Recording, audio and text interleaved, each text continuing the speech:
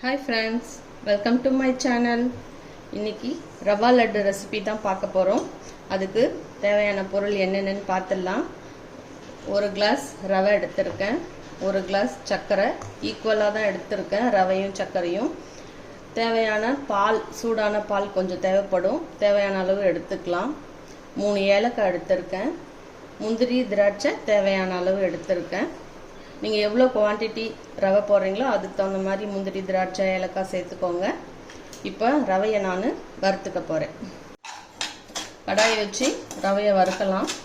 ரவை பார்த்திங்கன்னா ரொம்ப தீயக்கூடாது, பச்சை வாசனை போகிற அளவுக்கு வறுக்கணும். மிதமான தீயில் வச்சு வருங்க.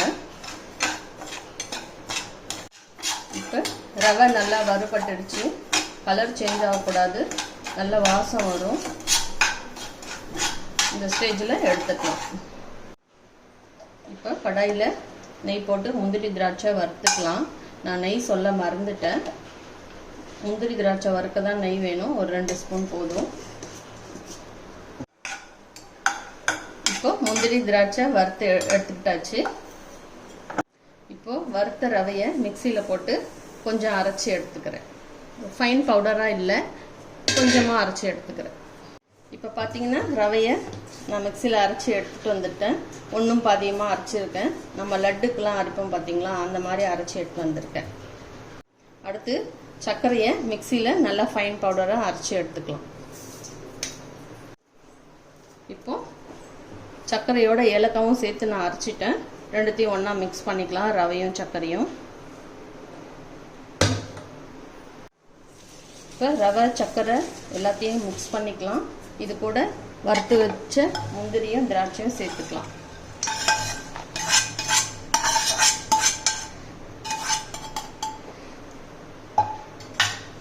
நான் 2 ஸ்பூன் நெய் போட்டுக்கிறேன்.